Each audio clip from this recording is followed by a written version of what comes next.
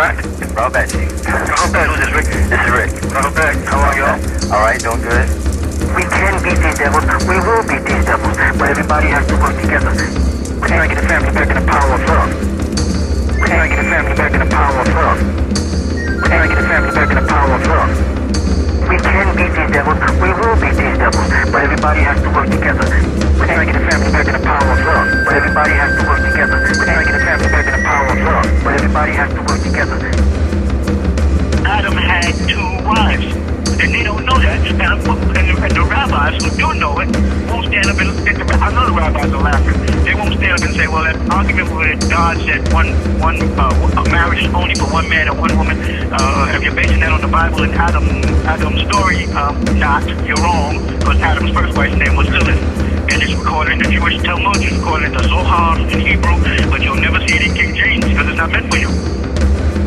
When the country splits between religion and state, and it's part of a prophecy, and there's more people in the religious sector of America than in the political or judicial sector of America. The conflict that they were trying to promote between African Americans and Euro Americans in America with all this new cop killing and all that stuff, the thing they were trying to get the revolution or the raising of the South again has backfired on them, because now they done stirred up mixed a whole new group of people that are coming forth now, and these are good old girls and good old boys. So this is going to grow, and it's going to become a more prominent argument, because it's like, do we alter the Constitution? You see, can we alter the Constitution? And that's where their problem is coming in, and that's not our battle, that's their battle. And if them jigaboos, the porch monkeys get involved, they're stupid. We don't get into that.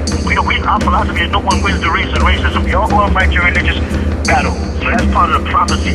Next part of the prophecy that y'all need to know is that what y'all see with the migration of all these people, that's not a coincidence. They have a philosophy in the European world, 1% of any other gene does not belong to the white race. That's what they say. Well, what's going to happen in the next generation in Europe with all of these migrants coming in there who are not of the Caucasian species? What's going to happen when they intermingle and intermarry in Germany and all these different countries? There'll be no more pure Caucasian race. They will get amalgamated into this new breed. That's what they meant by the end of their time. Everybody's looking for some flying saucer to come and zap them, like roaches. And no, nature has its own way of doing things. That was like, all of a sudden you just woke up on one day and said, what's going on? There's thousands of people migrating and dying in the water. That's nature doing that. That's nature at work. So all you got to do is sit back, mind your business, and stay out of it. But our people are so damn nosy. They always got their face and everything, trying to get their voice heard. You know, that them people put them there and ask them, what do you think about this? And while you're talking about that, tell us about this, Black Lives Matter. They keep pushing things back and forth like that. The new world is a mesh of humanity, and it's happening everywhere, and they can't handle it, because they will no longer be the dictators over everybody's lives. China is now powerful. India is powerful. Asia is powerful. And Africa is growing. And everybody has their own minds. And we don't, it's like, I don't want your religion, Islam. I don't want it. You know what I'm saying? Keep it wonderful. Muhammad was a nice guy in the desert. All that's good. You know, his turban was a little too tight. He was okay. I don't need it. I don't need a white Jesus. I don't need a African Shango. I don't need none of that stuff to be human. That's where the problem is. Everybody's trying to come. I'm the one. I keep telling everybody, you pop, you're this pop. I said, I ain't nobody.